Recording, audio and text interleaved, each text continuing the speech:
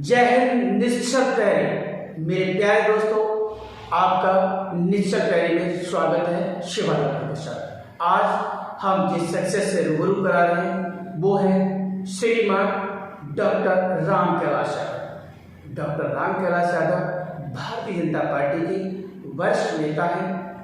इतना ही नहीं, संत जनु बाबा एजुकेशन ग्रुप के प्रबंधक निदेशक हैं। अधिक जानकारी आज हम आपको जनाब डॉक्टर राम कैलाश यादव जी के द्वारा, राम कैलाश जी की जुबानी, राम कैलाश जी की कहानी हम आपको सुनाते हैं। सर नमस्कार। नमस्कार शिवाजी। सर कैसे हैं? बहुत अच्छा हूँ, आप तो ठीक हैं? जी कृपा दृष्टि सर आपकी। आप ये बताइए कि अभी बीजेपी की सरकार बनी है और बीजेपी की सरकार में जीरो टॉलरेंस को लेकर बड़ा मैं समझता हूँ कि जो बीजेपी के नेता हैं वो बात करते हैं कि हमारी सरकार में क्राइम रेट बहुत डाउन है और दबी कुचली आवाज़ों को हम बुलंद करते हैं। अभी सिरसागंज में, ये कल की बात है, सिरसागंज विधानसभा में आमोद जो एक दंपति को दिन दहाड़े लूटा और तमंचे की नाम पर, मैं समझता हूँ शायद कोई ऐसा आदमी इसने देखा हो। इस संदर्भ में आप क्या कहेंगे राम कैलाश जी? देखिए, भारतीय जनता पार्टी की सरकार है।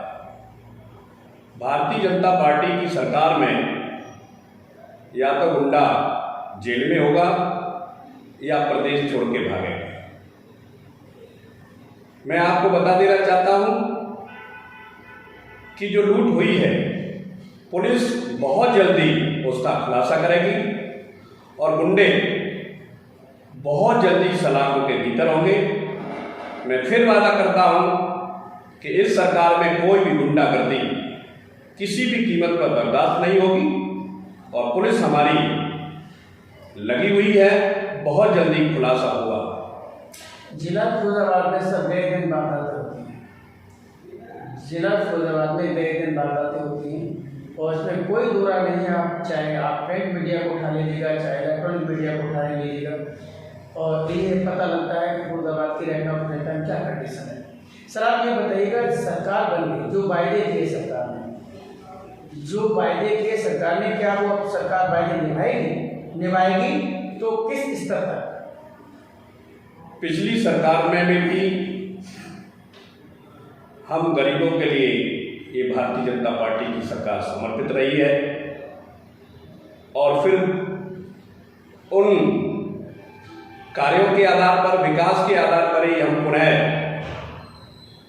सरकार में लौटे हैं और जो भी वायदे किए गए हैं हमारे घोषणा पत्र में, एक एक को वायदे को पूरा किया जाएगा और वर्तमान में सरकार पुनः हमारी बनी है और काम इस पर आदरणीय योगी जी ने शुरू कर दिया है। 100 दिन का टारगेट दे दिया है प्रत्येक मंत्री को, तो अपने काम में प्रगति होना शुरू हो गई है। जो अनाज जो मिल रहा था, जो गरीब तबके के जो लोगों को, वो 3 महीने के लिए है या 24 तक चलेगा? ये प्रधानमंत्री जी के जो कार्यकाल 24 का है, क्या ये 3 महीने तक चलेगा या 24 तक चलेगा?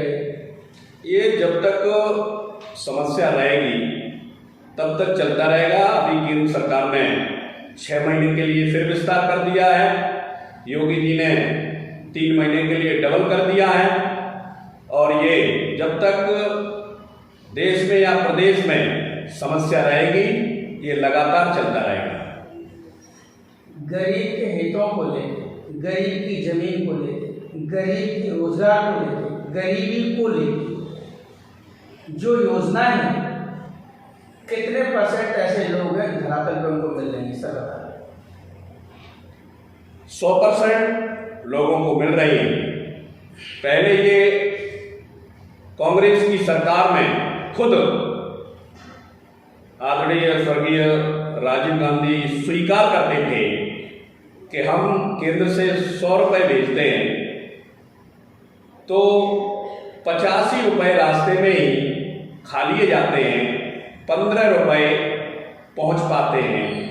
लेकिन अब आदरणीय प्रधानमंत्री जी ने जनधन योजना के तहत जितनी भी गरीबों के लिए योजना है, सीधा सीधा पैसा 100% उनके खातों में पहुंच रहा है। पहले जो डीलर हुआ करते थे वो बीच में ही खा जाते थे, उनको नहीं देते थे, लेकिन अब बहुत जल्दी ही उनके खातों में पैसा पहुंचने वाला है और जितनी भी गरीबों की योजनाएं हैं 100% 100% उनको लाभ पूरा मिलेगा, बीच में कोई भी बिचौलिया खाने वाला नहीं। सर, एजुकेशन इंडस्ट्री जो है, मैं समझता हूँ कि लोगों ने एक बिल्डिंग में 6 स्कूल चला रहे हैं और मैं समझता हूँ कि आपकी एजुकेशन इंडस्ट्री से सर लोगों की नजूल की जमीन पे भी स्कूल बने हैं और उन्होंने अपना डेवलप कर लिया है। क्या लग रहा है ये बुलडोजर सिर्फ एक जाति विशेष के लिए, धर्म विशेष के लिए या सबके लिए चलेगा? और चलेगा तो फिर सबके लिए चलेगा या कुछ ही लोगों के लिए चलेगा? क्योंकि कई ऐसी खामियां हैं जिनको मान्यता मिल गई है, उनके मानक पूरे नहीं हुए और स्कूल हैं, वर्तमान में हैं। आप इसके बारे में बताइए सर। देखिए, पहले तो आपको बता दें, एजुकेशन इंडस्ट्रीज नहीं होता है, ये नो प्रॉफिट नो लॉस का काम है। जहाँ तक जमीन और बिल्डिंग की बात है तो पिछली सरकारों में या हमारी सरकार रही हो, उन्होंने जांच परख करके मान्यताएं दी हैं। फिर भी किसी ने अगर कुछ तथ्यों को छुपा करके कुछ गलत किया है तो उसकी जांच होगी और दूध का दूध पानी का पानी होगा। बिल्कुल ये इस सरकार में कोई भी गलत काम नहीं हो सकता है। शायद आपको पता होगा, पहले पिछली सरकारें जब भी रही हो, चाहे बसपा की सरकार हो चाहे सपा की सरकार हो, नकल का बोलबाला रहता था, बड़े बड़े धंधे चलते थे नकल के। लेकिन इस सरकार में बिल्कुल नकल बंद है, कोई भी 1 रुपया नहीं ले सकता, इतना मैं दावे के साथ कह सकता हूँ। और बिल्कुल निष्पक्ष रूप से परीक्षार्थी अपने परीक्षा दे रहे हैं, चाहे माध्यमिक शिक्षा की परीक्षा हो या डिग्री कॉलेज की परीक्षा हो, बिल्कुल सुचितापूर्वक नकल विहीन इस सरकार में परीक्षाएं हो रही हैं। इसके लिए मैं सरकार को और आदरणीय माननीय शिक्षा मंत्री जी को बहुत बहुत बधाई और धन्यवाद देना चाहूँगा। अभी जुमा 4 दिन पहले तो सर पेपर लीक हुआ है, आप कैसे कह रहे हो सर? ये पेपर लीक करने वाले कोई और नहीं है, कॉलेज के प्रबंधक ही हैं। तो उसके लिए रोजाना कोई न कोई पकड़े जा रहे हैं और दोषी किसी भी कीमत पर बख्शा नहीं जाएगा। रासपा के खिलाफ कार्रवाई हो रही है और पहली सरकारों में भी होता रहा है। इसमें कोई सरकार दोषी नहीं है, व्यक्तिगत दोषी है और उन दोषियों के खिलाफ सख्त से सख्त कार्रवाई की जा रही है। अगर पहली सरकार ने गलती की है तो ये सरकार भी गलती करेगी क्या? ये ऐसा है आपका कहना?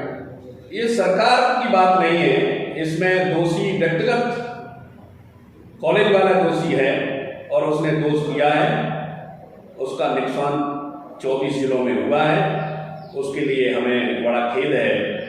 उन बच्चों की 13 तारीख को पुनः परीक्षा होगी, उन्हीं सेंटरों पर होगी, लेकिन जिसने ये दोष दिया है बलिया के विद्यालय वाले ने, उसके खिलाफ सख्त से सख्त कार्रवाई होने जा रही है। सर, सिस्टम आपका है, गवर्नमेंट में आप हैं, तो ये जिम्मेदारी सरकार की है ना?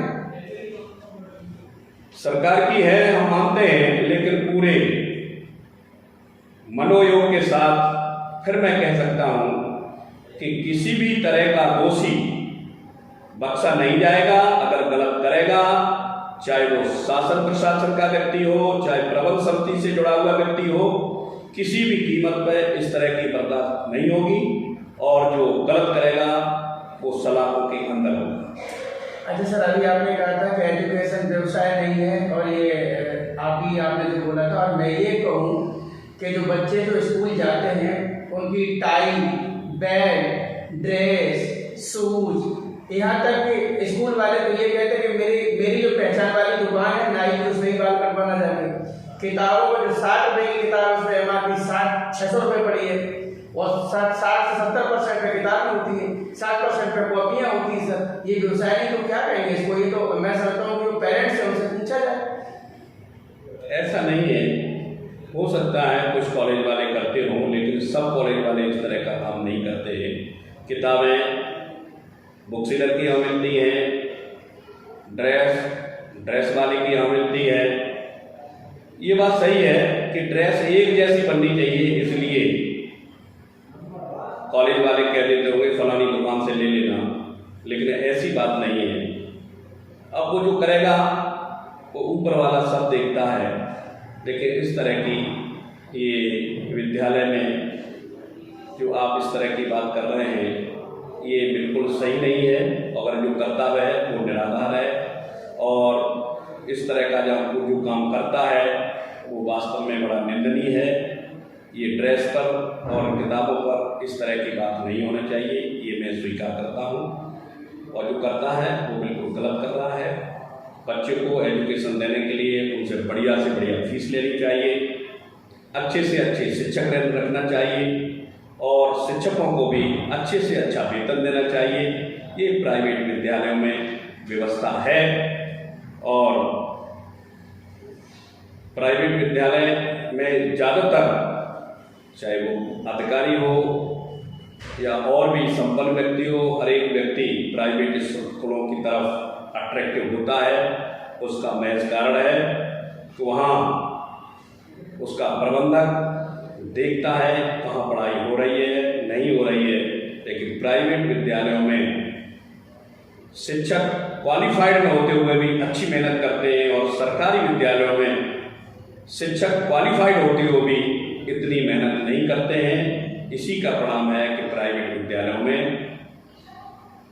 अभिभावक अधिक से अधिक अपने बच्चों को प्रीफर करता है। मैं ये कहना चाहूँगा कि जो सरकारी स्कूल्स हैं, गवर्नमेंट इतनी को सैलरीज देती है, और उनके लिए बहुत सारे मानक हैं, टेट है, जो भी है वो पास करके जाते हैं, उसके बाद वो ज्वाइन करते हैं जाके वहाँ। जब इतने मानक हैं, उनको इतनी सैलरी दी जाती है, तो उनके MP के, MLA के, सभासदों के, कलेक्टर के, SP के, इन लोगों के, मंत्रियों के बच्चे सरकारी स्कूल में क्यों नहीं पढ़ते हैं? ये प्राइवेट जो नामी गिरामी जो संस्थाएं उनमें क्यों जाते हैं? वो सरकारी क्यों नहीं पढ़ते? कि सरकारी पढ़ाई इतनी अच्छी है, और पढ़ाई अच्छी नहीं है तो बंद क्यों नहीं किया जा रहा? अच्छी है तो मंत्री, मिनिस्टर, विधायक, कलेक्टर, SP के बच्चे क्यों नहीं पढ़ते उसमें? टाइम नहीं लगता सब। इस पर सरकार के जो भी मंत्रीगण हैं या माननीय योगी जी हैं, ये उस पर निर्णय करेंगे। लेकिन मैं इतना जरूर कहूँगा कि प्राइवेट विद्यालयों में शिक्षक पर अंकुश रहता है, प्रबंध तंत्र देखता है, मेहनत अच्छी करते हैं, इसलिए अट्रैक्शन है। और सरकारी विद्यालयों में भी उच्च क्वालिटी के बच्चे नहीं जा पाते हैं, इसलिए सबको शिक्षा एक जैसी होनी चाहिए, ये मैं बिल्कुल स्वीकार करता हूँ। राजा हो या दीवान, सबको शिक्षा एक समान, ये फार्मूला होना चाहिए। चाहे गरीब का बच्चा हो या अमीर का बच्चा हो, एक जैसे विद्यालयों में पढ़े तो मैं समझता हूँ देश का और ज़्यादा विकास होगा, और गरीब भी का बच्चा भी IAS और IPS, डॉक्टर और इंजीनियर बन सकता है। जब एक जैसी शिक्षा होगी, एक जैसा पाठ्यक्रम होगा, एक जैसी ड्रेस होगी, एक जैसे विद्यालय होंगे, तो मैं समझता हूँ निश्चित रूप से अमीर का बच्चा भी उसी विद्यालय में पढ़ेगा, गरीब का बच्चा भी उसी विद्यालय में पढ़ेगा। तो निश्चित रूप से जो योग्य बच्चे हैं वो निश्चित रूप से बड़े बड़े पदों पर पहुँचेंगे। Sir, very thanks for you sir. आपने शिवानंद के सवालों का बड़े शब्द के साथ जो आपने जवाब दिया है, इसके लिए मैं आपको बहुत बहुत धन्यवाद देता हूँ सर।